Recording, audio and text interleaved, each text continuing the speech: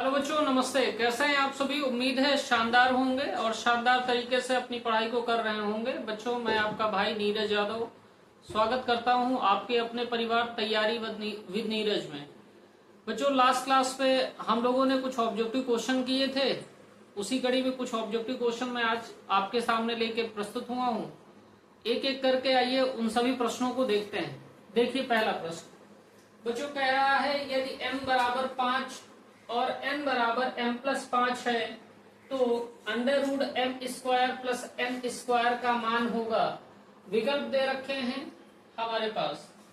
हम लोगों को पता है बच्चों, गिवन हमारे पास क्या है कि m की वैल्यू दे रखा है 5 और दूसरी वैल्यू बेटा n की दे रखा है m+7। हमसे जो वैल्यू पूछ रहा है वो √m² प्लस n² की वैल्यू पूछ रहा है। √m² प्लस n² की वैल्यू पूछ रहा है। बच्चों, यहाँ जो n की जो वैल्यू दिया है उस पर जरा ध्यान दीजिए और जो m की वैल्यू दी है इस पे जरा थोड़ा सा गौर फरमाइए। तो n जो हमारा दे रखा है वो m के टर्म में दे रखा है। तो जब m के टर्म में n हमको दे रखा है, इसका मतलब है कि जो m का ये मान दे रखा है वो हमको n में m के प्लेस पे पुट करना है। तो जैसे ही बच्चों यहाँ पे मान पुट करेंगे तो n बराबर 5 हो गया और प्लस का 7 हो गया, यानी यहाँ से हम कह सकते हैं कि n हमारा जो है 7 और 5 मिलकर 12 हो गया। अभी हमारे पास बच्चों 5 भी है, हमारे पास m 5 है, n हमारे पास 12 है। हमको √m² प्लस n² का मान निकाल के देना है। तो हमने कहा रूट हो गया, m के प्लेस पे 5 है तो 5 का स्क्वायर हो गया बच्चों। n के प्लेस पे 12 है तो 12 का स्क्वायर हो गया। आप ध्यान से देखते रहिए, 5 का स्क्वायर आपका 25 होता है और 12 का स्क्वायर बच्चों 144 होता है। 144 और 25 को जैसे ही आप ऐड करेंगे तो आपको 169 मिल जाएगा और 169 जो बेटा वैल्यू होती है वो 13 की होती है। अब यहाँ पे √m plus square plus n² की जो वैल्यू आ गई है वो 13 आ गई है बच्चों। इस क्वेश्चन को आप नोट डाउन करिए और फिर नेक्स्ट क्वेश्चन देखिए बच्चों। नेक्स्ट क्वेश्चन देखिए आप लोग। क्वेश्चन हमारा कह रहा है n² - 1 संख्या 8 से विभाज्य है यदि n एक संख्या है। यानी n कौन सी संख्या है जिस संख्या के लिए n² - 1 8 से विभाजित हो जाएगा। n विषम संख्या है, n सम संख्या है, n प्राकृत संख्या है, इनमें से कोई नहीं। बच्चों, हमको दे रखा है, हमसे कह रहा है n² - 1 विभाजित हो रहा है 8 से। n क्या है? विषम संख्या है, सम संख्या है या प्राकृत संख्या है? प्राकृत संख्या बच्चों आपका स्टार्ट 1 से होता है। अगर 1 आप यहाँ रखेंगे तो 1 का स्क्वायर बच्चों होगा 1 और 1 - 1 0 हो जाएगी, बात नहीं बनेगी। आप देखिए 2 रखते हैं तो 2 का स्क्वायर हो जाएगा 4, 4 में से 1 घटा देंगे, 8 से विभाजित नहीं होगा। तो प्राकृत संख्या से काम हमारा नहीं चल रहा है। सम संख्या रखने का प्रयास करिए। आपने सम संख्या आपने 2 रखी, 2 का स्क्वायर हो गया 4, 4 में से 1 घटा दिया, 3 बचा। सम संख्या भी बात बन नहीं रही। विषम संख्या देख लीजिए, आपने यहाँ पे 1 रखा बच्चों, 1 का स्क्वायर 1 हो गया -0, बात नहीं बन रही। आप 3 रख के देखिए, जैसे ही आपने यहाँ 3 रखा तो 3 का स्क्वायर हो गया -1 हो गया बटा 8 हो गया। 3 का स्क्वायर आपका बच्चों 9 है, 9 में से जैसे ही आप 1 घटा देंगे बटा 8 करेंगे तो 9 में से 1 घटा दिए तो आपका 8 हो गया और 8 8 से विभाजित है, 8 8 से विभाजित है। तो संख्या हमारी जो हो गई वो विषम संख्या हो गई। यानी n² - 1 संख्या 8 से विभाजित तो होगा यदि n हमारी किस प्रकार की संख्या हो? विषम संख्या हो। बच्चों, अगला क्वेश्चन देखिए, कह रहा है यदि n प्राकृत संख्या है तब n 6 की घात n - 5 की घात n सदैव समाप्त होगा। कह रहा है 6 की घात n - 5 की घात n सदैव समाप्त किस पर होगा? 1 पर समाप्त होगा, 3 पर होगा, 5 पर होगा, 7 पर होगा कह रहा है ये कब चेक करना है, जब हमारा n जो दे रखा है बच्चों वो नेचुरल नंबर दे रखा है, प्राकृत संख्या दे रखा है। तो आप यहाँ n की वैल्यू रख के चेक कर लीजिए। आपने जब n बराबर 1 रखा तो रिजल्ट आपको 6 की घात 1 माइनस 5 की घात 1 यानी कि 6 माइनस 5 बराबर 1 मिला। ठीक, आप कह सकते हैं विकल्प 1 सही है। और चेक करना चाहे तो n बराबर बच्चों 2 ले लीजिए, तो 6 की घात 2 हो गया, माइनस 5 की घात 2 हो गया, 6 की घात आपका 36 हो गया, 5 की घात बेटा 5 की घात 2 25 हो गया, और 36 में से 25 घटाएंगे तो आप 11 आएगा, और 11 में भी इकाई अंक आपका कितना है, 1 है। तो हम लोग ये कह सकते हैं कि प्राकृत संख्या के लिए 6 की घात n माइनस 5 की घात n सदैव 1 पर समाप्त होगा, सदैव 1 पर समाप्त होगा। नेक्स्ट क्वेश्चन देखिए बच्चों आगे जो क्वेश्चन करने हैं उनके लिए कुछ फार्मूले की आवश्यकता है। वो फार्मूले किस प्रकार बने हैं आइए थोड़ा सा देख लेते हैं। हमने कहा बच्चों हमारे पास एक संख्या दे रखी है 8 और 12। हमने कहा 8 और 12 का HCF निकालिए। आपको 8 और 12 का HCF निकालना है। HCF क्या होता है बेटा, वह बड़ी से बड़ी संख्या होती है जो 8 और 12 दोनों को विभाजित कर दे। तो अभाज्य गुणनखंड करने होते हैं। आप सबसे पहले 2 से विभाजित करिए, 2 चौके आपका 8 हो गया, 2 छक्के 12 हो गया, फिर 2 से काटिए, 2 दूनी आपका 4 हो गया, 2 तिहाई आपका 6 हो गया। अब यहां से हम लोग कह सकते हैं हमारा जो HCF है बच्चों 8 और 12 का, जो हमारा HCF है बच्चों 8 और 12 का, वो तो हमारा 4 आ गया, वो हमारा बच्चों 4 आ गया। हम कह सकते हैं 8 और HCF हमारा 8 और 12 का 4 आ गया। अगर मैं आपसे कहूं यहां पे देखिए कोई एक ऐसी संख्या नहीं है जिससे ये दोनों विभाजित हो जाएं। जब ऐसी संख्या नहीं है बेटा तो ये दोनों अनुपात के फॉर्म में आ गए, यानी ये सबसे छोटा रेशियो है, तो हम इसको कह सकते हैं ये A है बेटा और ये B है, यानी ये संख्या रेशियो के फॉर्म में हो गई A रेशियो B बराबर 2 रेशियो 3। A रेशियो B बराबर 2 रेशियो 3। अब ये संख्या संख्या न हो के बेटा अनुपात के फॉर्म में हो गई। ये HCF है हमारे पास। मैंने आपसे कहा पहला फार्मूला नंबर 1 कि हमारा जो अनुपात है बच्चों, जो हमारा अनुपात है, अनुपात की संख्याओं को हम कह रहे हैं, अनुपात को A गुणा B गुणा HCF बराबर LCM के होता है। हमने कहा संख्याओं का जो रेशियो आएगा ना बच्चों, अगर रेशियो में HCF से मल्टीप्लाई कर दिया जाए तो LCM के बराबर होगा। फिर से बात को समझिएगा, हमने बेटा HCF निकाला, जो सबसे छोटी संख्याएं बची वो अनुपात के फॉर्म में बची, तो हमने उसको लिख लिया कि ये A रेशियो B अनुपात आ गया। HCF जो निकाला वो है, अगर हम इन रेशियो को HCF से मल्टीप्लाई कर देते हैं तो हमारा LCM आ जाएगा, तो हमारा बच्चों LCM आ जाएगा। सेकेंड चीज, अगर बच्चों इन रेशियो को अलग अलग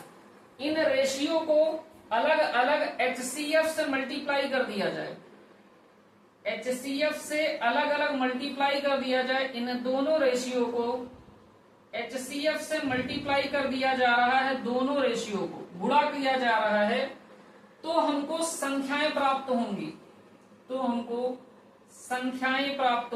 संख्याएं देखिए यहां पे मैंने आपसे कहा रेशियो हमारे पास बच्चों 2 था, दूसरा रेशियो हमारे पास 3 था। अगर बेटा हम HCF से मल्टीप्लाई कर रहे हैं, यानी कि इसमें मल्टीप्लाई कर रहे हैं 4 से और इस पे भी मल्टीप्लाई कर रहे हैं 4 से, तो ये 8 आ गया और बच्चों ये 12 आ गया। यही तो हमारी संख्याएं थी, यही तो बच्चों हमारी संख्याएं थी 8 और 12। तो अगर बच्चों हमको दे रखी हैं संख्याएं और हमको दे रखा है अनुपात, और हमसे पूछ रहा है संख्याएं, तो हम संख्याओं में HCF से मल्टीप्लाई कर देंगे। अगर बच्चों हमको अनुपात दे रखा है, अनुपात दे रखा है, HCF दे रखा है और LCM पूछ रहा है, तो हम कहेंगे अनुपात की संख्याओं का गुणनफल गुणे HCF बराबर LCM के होता है। और थर्ड फार्मूला और जो सबसे इंपॉर्टेंट फार्मूला है वो फार्मूला है बच्चों कि पहली संख्या गुणे दूसरी संख्या बराबर लासा गुणे मासा। ये बेटा फार्मूले हैं 3, इनको ध्यान रखना है, है ना। इन बातों को ध्यान रखेंगे थोड़ा सा। मैंने आपसे 3 बातें कही, मैं एक बार फिर से रिवाइज करा दे रहा हूं। मैंने कहा अगर A और B अनुपात के फॉर्म में दिए गए हों, हमको HCF या LCM में कोई एक चीज दी गई हो, तो बेटा अगली बात निकालने का फार्मूला क्या है कि अनुपात वाली दोनों संख्याओं का गुणनफल कर लेंगे और गुणनफल को HCF में मल्टीप्लाई कर लेंगे, वो LCM के बराबर आएगा। तो हमने कहा अनुपात का गुणनफल गुणे HCF बराबर LCM के होगा।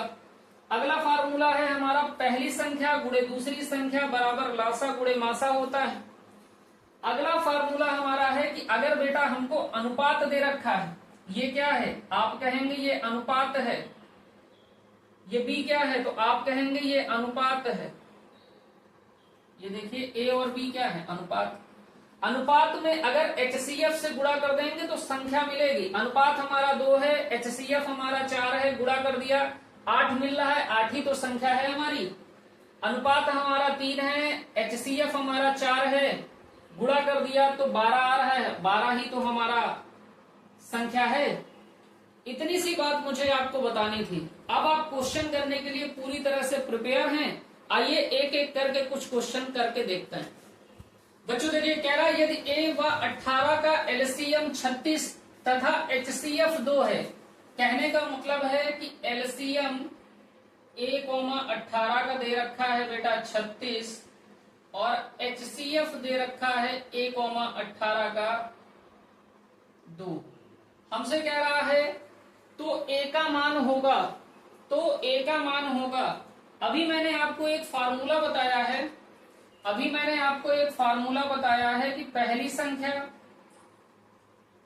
संख्या गुणे दूसरी संख्या बराबर लासा गुणे मासा। ये फार्मूला मैंने अभी आपको बताया। पहली संख्या क्या है बेटा, A है, हमने रख लिया A। दूसरी संख्या हमारी 18 है, हमने रख लिया 18। लासा हमको कितना दे रखा है बेटा, 36 दे रखा है, हमने लिख लिया 36। और मासा हमको दे रखा है बच्चों 2, तो हमने ये 2 लिख लिया।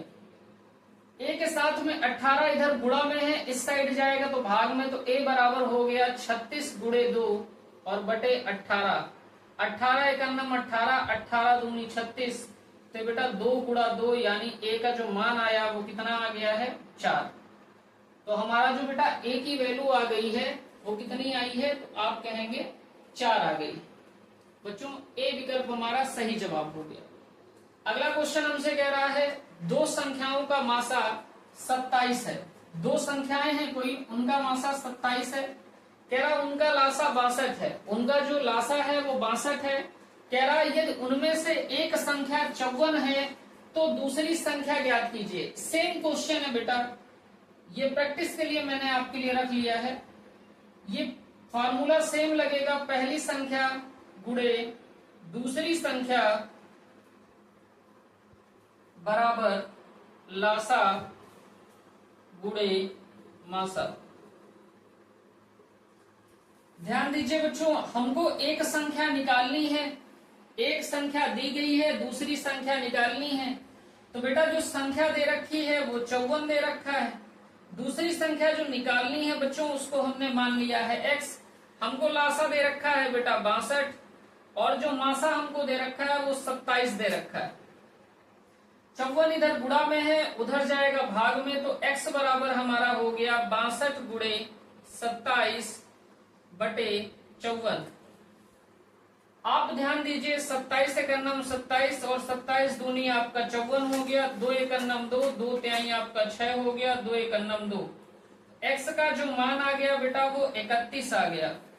हमारा जो सही विकल्प है वो बी सही है। अगला क्वेश्चन देखिए बच्चों, अगला क्वेश्चन देखिए बच्चों,